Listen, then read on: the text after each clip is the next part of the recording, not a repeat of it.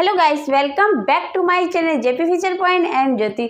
सो guys, हम लोग पढ़ते चले आ रहे प्रॉपर तरीके से ऐतिहासिक काल की गुफाएं में आपकी कौन कौन सी गुफा कंप्लीट हो गई। मैं हर एक वीडियो में हर एक गुफा का डिस्कस करती हूँ कि कौन कौन सी आप पढ़ चुके हो और क्या आप पढ़ रहे हो। बिकॉज जो नए बच्चे अगर आए हैं चैनल पे तो वो भी ये बात जान जाएँ कि आपकी कौन सी गुफा कंप्लीट हो चुकी है। आज हम लोग किस गुफा पर डिस्कस करने वाले हैं, इसलिए मैं हर एक गुफा को बताती हूँ। आपकी जो ऐतिहासिक काल की गुफाएँ चल रही थी उसमें आपकी अजंता गुफा कंप्लीट हो गई, जोगीमारा गुफा कंप्लीट हो गई है, बाघ गुफा कंप्लीट हो गई, बादामी गुफा आपकी कंप्लीट हो चुकी है और एलोरा गुफा भी आपकी कंप्लीट हो चुकी है। आज हम लोग पढ़ते हैं एलिफेंटा और चित्तनवासल गुफा। इसलिए मैं ये दो गुफा एक वीडियो में इसलिए कवर करा रही हूँ बिकॉज ये छोटी गुफाएं हैं और इसके जो मेन ओनली फैक्ट है वही आप लोगों को मैं आज कराऊंगी, जिससे कि कहीं से भी एग्जाम में क्वेश्चन आते हैं। बाय द वे, अगर आपका एग्जाम में क्वेश्चन किन्हीं गुफाओं में से नहीं है, सिर्फ एलिफेंटा चित्तनवासल से आ गया तो क्या होगा आप ही समझ सकते हैं। इसलिए हर एक गुफा को पढ़ना ज़रूरी है, चाहे भले उसको कुछ पार्ट्स आप लोग पढ़िए। रिस्क बिल्कुल भी ना लीजिए। 4-5 साल में आपकी एक बार वैकेंसी आती है, आप लोग इतनी प्रिपरेशन करते हैं तो थोड़ी बहुत चीज़ों के रिस्क नहीं लेनी चाहिए। सो गाइस, पढ़ते हैं, कम टू द पॉइंट। आज हम लोग एलिफेंटा और चित्तनवासल गुफा देखते हैं, क्या क्या इनके फैक्ट है और क्या क्या है, हम लोगों को किस तरीके से पढ़ना है और अच्छे से हर एक चीज़ों को आप लोग हाईलाइट कर लीजिए जिससे कि कहीं से भी आपको। सो गाइस, चलते हैं गाइस, देखते हैं। एलिफेंटा गुफा जो है महाराष्ट्र के अंतर्गत, अच्छे से आप लोग समझिएगा, थोड़े फैक्ट है अच्छे से समझ लीजिए। एलिफेंटा गुफा जो महाराष्ट्र के अंतर्गत समुद्र तट से कुछ दूरी पर है। कहाँ है महाराष्ट्र? पहली बात तो आपसे पूछा जाएगा एलिफेंटा गुफा कहाँ है। महाराष्ट्र में है, उत्तर प्रदेश में है, और भी राज्य दे दी जाएंगे किस राज्य में है। तो आप कहाँ, एलिफेंटा गुफा जो महाराष्ट्र में। एक क्वेश्चन तो आपका यहीं से पुटअप हो गया। अंतर्गत समुद्र तट से कुछ दूरी पर बम्बई दक्षिण पश्चिम में समुद्र के मध्य एक कहाँ है, टापू पर बनाई गई है। किस पर एलिफेंटा गुफा बनाई गई है? तो कहाँ, एक टापू पर बनाई गई है। ये आपका क्लियर हो गया, अंडरस्टैंड। नेक्स्ट देखते हैं, एलिफेंटा गुफाएं जो है समुद्र तट जल से घिरी हैं। भाई टापू है तो कहाँ, समुद्र जल में है, समुद्र तट कहाँ, जल से घिरी हैं। आपसे इस प्रकार क्वेश्चन पुटअप किया जा सकता है, एलिफेंटा गुफा जो किससे घिरी है? तो जल से घिरी है। और कहाँ पे है ये? समुद्र तट पर जल से घिरी हुई है। एलिफेंटा गुफा है कहाँ पे? तो महाराष्ट्र में है। इस तरीके से आपसे क्वेश्चन निकाल के पूछे जा सकते हैं। एलिफेंटा की रचना जो है आठवीं सदी के मध्य मानी जाती। कभी एलिफेंटा गुफा जो 8वीं सदी के मध्य मानी जाती है, अंडरस्टैंड। एलिफेंटा गुफा जो है 129 में गुणा 130 फीट के क्षेत्र में 130 फीट के क्षेत्र में बनी है। ये डेट आपकी इम्पोर्टेंट है, अंडरस्टैंड। यह आपसे डेट का जिक्र किया जा सकता है। एलिफेंटा गुफा जो है कितने क्षेत्र में, इसके मतलब इसका क्षेत्र पूछा जा सकता है। तो कैसे, 129 में गुणे 130 फीट के क्षेत्र में बनी हुई है। ये आपके इम्पोर्टेंट क्वेश्चन है।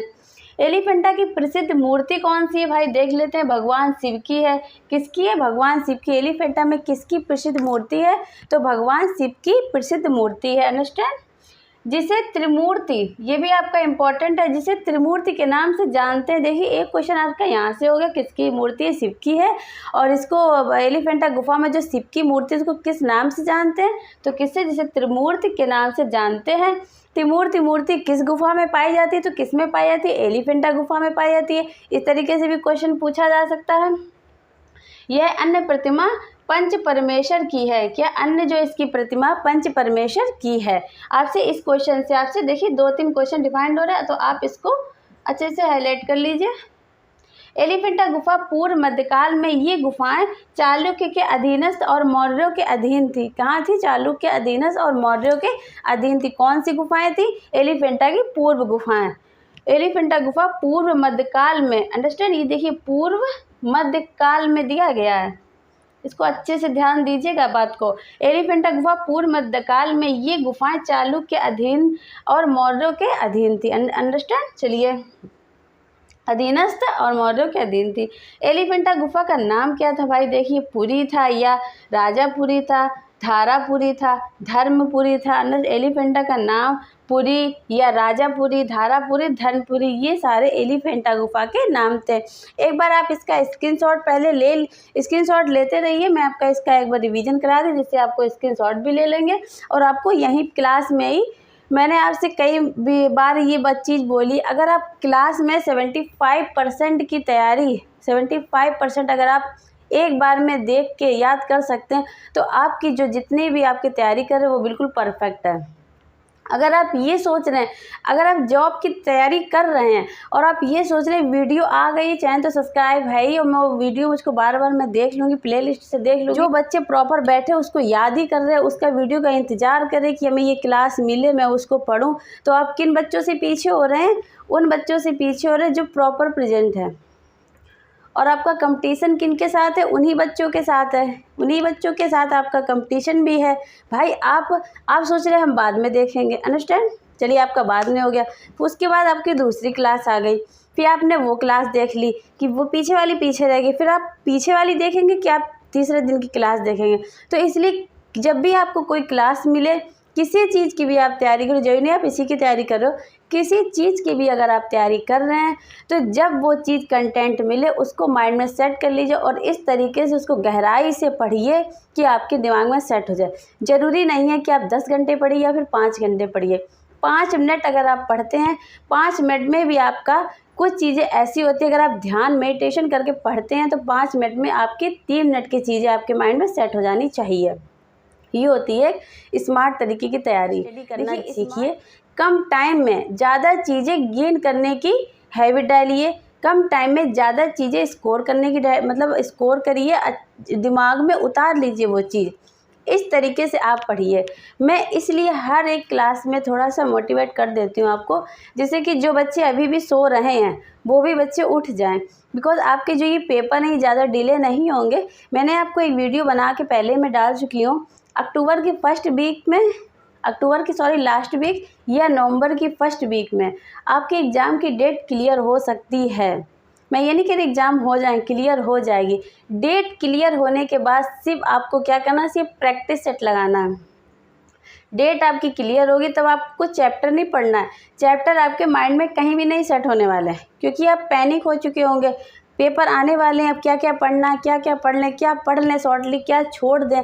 इसी में बच्चे आधा टाइम अपना वेस्ट कर देते हैं और एग्ज़ाम में डायरेक्ट एग्ज़ाम देने जाते हैं, प्रैक्टिस सेट लगाते हैं 4-5 दिन पहले, तो उसमें आपको कुछ भी नहीं होगा।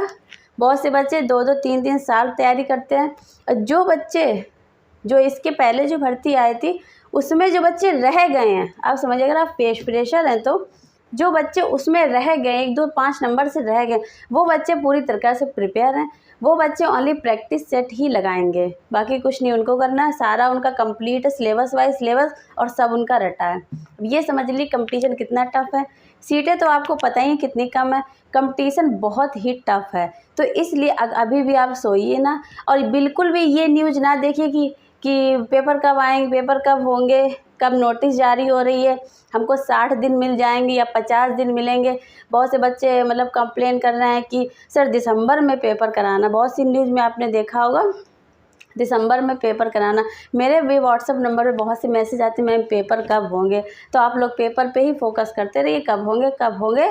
जब सब बच्चे पेपर करने जाएं तो आप उन लोगों का पेपर कंडक्ट करा लीजिएगा। जो बच्चे ये चीज़ सोच रहे हैं कि पेपर कब होंगे, भाई उनको बच्चों का पेपर कंडक्ट कराना तो उनको सारा सेटलमेंट करना है, सारे सेंटर सेटलमेंट करने आई थिंक, इसी वजह से वो बच्चे सोचते रहते डिप्रेशन में हो रहे हैं।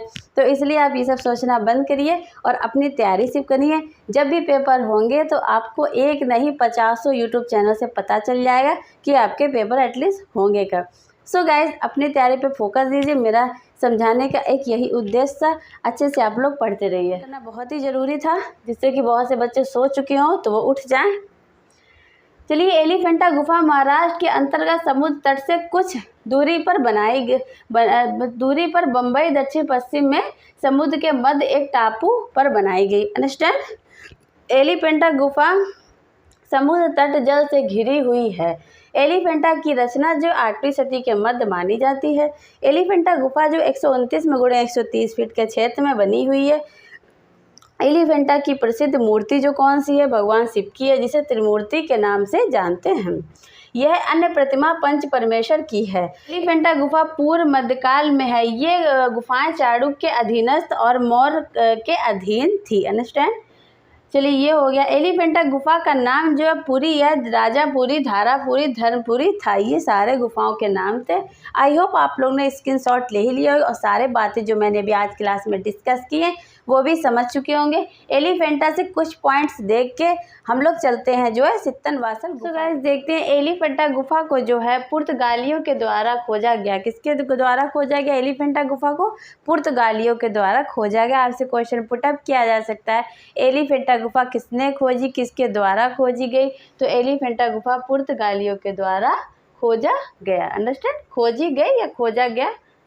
चलिए खोजी गई कर लीजिए, खोजी गई। एलिफेंटा गुफा की सुंदर कृति जो है 24 फीट चौड़ी, 17 फीट ऊंची है। क्या है? 24 फीट चौड़ी। आप ये अच्छे से हाईलाइट कर लीजिए फटाफट। 24 फीट कृति 24 फीट चौड़ी, 17 फीट जो है ऊंची है। इस मूर्ति में भगवान शिव के 3 रूप दिखाए गए हैं। यह विश्व प्रख्यात मूर्ति है। कैसी है? विश्व प्रख्यात मूर्ति है ये, तो ये इम्पोर्टेंट है आपकी। एलिफेंटा गुफा को पुर्तगालियों के द्वारा खोजा गया है, खोजी गई। ठीक। एलिफेंटा गुफा की सुंदर कृति जो है 24 फीट चौड़ी, 17 फीट, ये इसी में है। एलिफेंटा गुफा सुंदर कृति 24 फीट चौड़ी, 17 फीट ऊंची। इसी मूर्ति में भगवान शिव की 3 रूप दिखाए गए। यह जो है विश्व प्रख्यात मूर्ति है। एलिफेंटा गुफा आपकी यहाँ से पूरी फिनिश हो गई है। चलते चलते हम लोग सित्तनवासल गुफा की तरफ। सित्तनवासल गुफा देखते हैं कि जैन गुफा मंदिर है। सित्तनवासल जैन गुफा मंदिर है। आज से पहला क्वेश्चन तो यहीं पे ही होगा। सित्तनवासल गुफा जो है जैन गुफा मंदिर है, जैन गुफा मंदिर है। अंडरस्टैंड?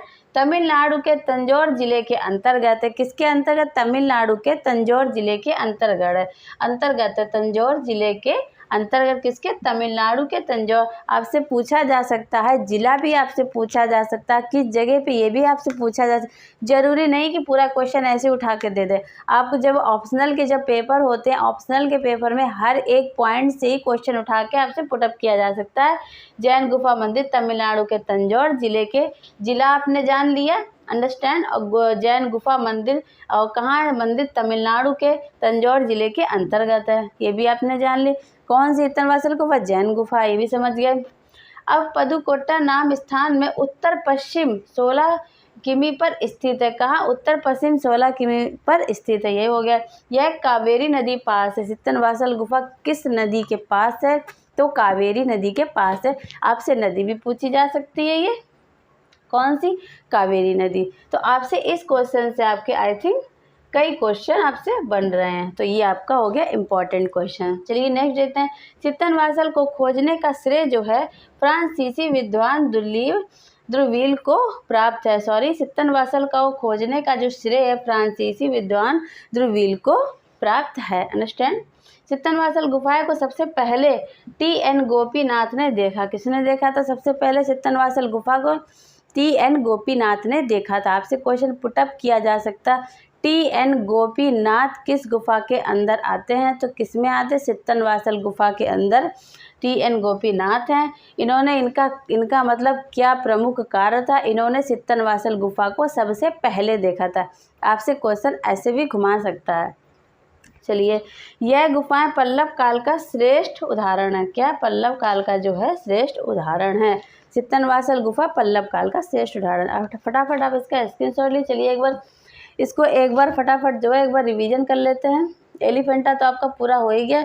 सित्तनवासल के जैन गुफा मंदिर तमिलनाडु के तंजौर जिले के अंतर्गत पदुकोट्टा नाम स्थान में उत्तर पश्चिम 16 किमी पर स्थित है। यह कावेरी नदी के पास है। अंडरस्टैंड? ये आपका कंफर्म हो गया। सित्तनवासल को खोजने का श्रेय किसको है? फ्रांसीसी विद्वान द्रुविल को प्राप्त है। किसको? विद्वान द्रुविल को प्राप्त है। ये आपका इंपॉर्टेंट क्वेश्चन है। सित्तनवासल गुफाओं को सबसे पहले T.N. गोपीनाथ ने देखा। यह गुफाएं पल्लव कला का श्रेष्ठ उदाहरण है। आई होप आप लोगों ने स्क्रीनशॉट ले लिया होगा। सित्तनवासल से बनने वाले और भी तत्व देख लेते हैं, फिर आपकी दोनों गुफाएं आज आपकी फिनिश हो गई। सो गाइस देखते हैं सित्तनवासल गुफा का शब्द। सित्तनवासल गुफा शब्द का जो अर्थ है जैन संतों के सिद्धों का निवास। अंडरस्टैंड? सित्तनवासल गुफा का शब्द का जो अर्थ क्या है? जैन संतों के सिद्धों का निवास, ये सिद्धनवासल गुफा शब्दों का। सिद्धनवासल गुफा का जो निर्माण है 7वीं सदी के पल्लव नरेश महेंद्र वर्मन प्रथम और उसके उत्तराधिकारी नरसिंह वर्मन प्रथम ने कराया था। किसने कराया था? एक तो आपका ये नरेश महेंद्र वर्मन हो गया और उस उत्तराधिकारी कौन थे?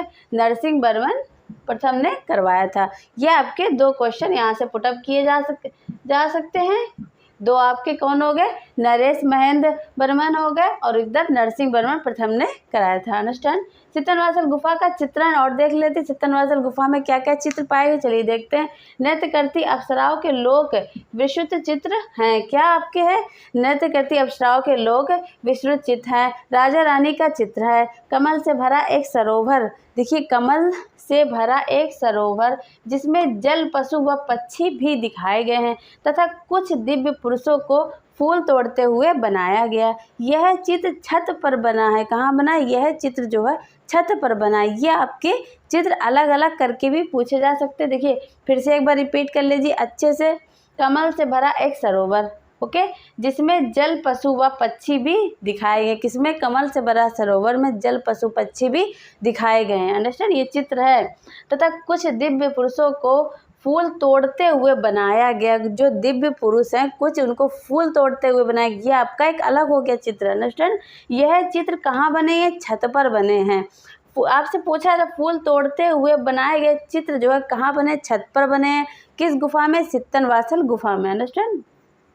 सिद्धनवासल गुफा की दूसरी सतह पर वाले चित्रण में अपवन शैली के लक्ष्य दिखाई देते हैं। किसमें? दूसरी सतह वाले चित्र में अपवन शैली के लक्ष्य दिखाई देते हैं। किसमें? सिद्धनवासल गुफा में। चित्रों में पीला, हरा, भूरे रंग का प्रयोग किया गया। सिद्धनवासल गुफा में पीला, हरा, भूरे रंग का प्रयोग किया गया। फटाफट आप इसका स्क्रीनशॉट लीजिए, तब तक मैं आपका रिवीजन भी करा दूं। सिद्धनवासल गुफा शब्द का अर्थ जैन संतों के सिद्धों का निवास है। सिद्धनवासल गुफा का जो निर्माण 7वीं सदी के पल्लव नरेश महेंद्र वर्मन प्रथम और उनके उत्तराधिकारी नरसिंह वर्मन प्रथम ने कराया। अंडरस्टैंड। ये हो गया। सिद्धनवासल गुफा का जो चित्र नृत्य करती अप्सराओं के लोक विशुद्ध चित्र, राजा रानी का चित्र। अंडरस्टैंड। कमल से भरा एक सरोवर और जिसमें जल व पशु भी दिखाए गए तथा कुछ दिव्य पुरुषों को फूल तोड़ते हुए बनाया गया। यह चित्र छत पर बना। अंडरस्टैंड। ये तो आपका एक ये क्वेश्चन हो गया। सिद्धनवासल गुफा की जो दूसरी सतह पर सूती सतह वाले चित्रण में अपवन शैली के लक्ष्य दिखाई देते हैं। चित्रों में पीले, हरा, भूरे रंग का प्रयोग किया गया। किसमें किया गया? सिद्धनवासल। हम लोगों की आज एलिफेंटा गुफा, देन सिद्धनवासल गुफा से जितने भी आपके बनने वाले सारे फैक्ट फिनिश हो चुके। कल की क्लास में आप लोग देखेंगे छोटी छोटी 2 या 3 गुफाएं जो आपकी रह गई हैं गुफाओं में, तो उससे रिलेटेड आपके जितने भी आपके एग्जाम में बनने वाले तत्व होंगे वो भी मैं कल की क्लास में जितनी भी गुफाओं से कुछ भी जो बचा है, जो गुफाएं रह गई, जितने फैक्ट बचे वो सारे फिनिश करा देंगे। फिनिश कराने के बाद आपकी स्टार्ट हो जाएगी मुग़ल कालीन कला। मुग़ल कला जो है आपकी इम्पॉर्टेंट है। मुग़ल कला आपने पढ़ाई होगा। अकबर है, बाबर है, जहांगीर है और हुमायूं है। इन सब चीज़ों को पढ़ना आपके लिए बहुत ही ज़रूरी है। इनका थोड़ा हिस्टोरिकल पार्ट देखते हुए और फिर इसको जो है कला की तरफ बढ़ते हुए चलेंगे। सो आपकी मुग़ल कला स्टार्ट हो जाएगी। मुग़ल कला जो कल की क्लास के बाद आपको मुग़ल कला की प्रॉपर तरीके से क्लासें मिलना स्टार्ट हो जाएंगी। उसके बाद आपकी आएगी राजस्थानी शैली। राजस्थानी शैली जो आपकी आती है, गढ़वाड़ शैली है, जैसे कि कोटा शैली, इसमें जो राजस्थानी शैली है वो आपकी शैली स्टार्ट हो जाएगी। उसके बाद हम लोग बाद में देखते हैं क्या उसके बाद आपका आएगा, फिर मैं आपको बाद में बताती हूँ। अभी आपके माइंड से डिस्कनेक्ट हो जाएगा। सो आप लोग इतना ही जानिए। अगर आप क्लास को पहली बार देख रहे हैं तो फटाफट पहले सब्सक्राइब करिए, बेल आइकन भी दबा दीजिए और प्लेलिस्ट में सारी क्लासें देखिए और लाइक शेयर भी भाई कर दीजिएगा। चलते हैं हम लोग नेक्स्ट क्लास में। थैंक यू, धन्यवाद।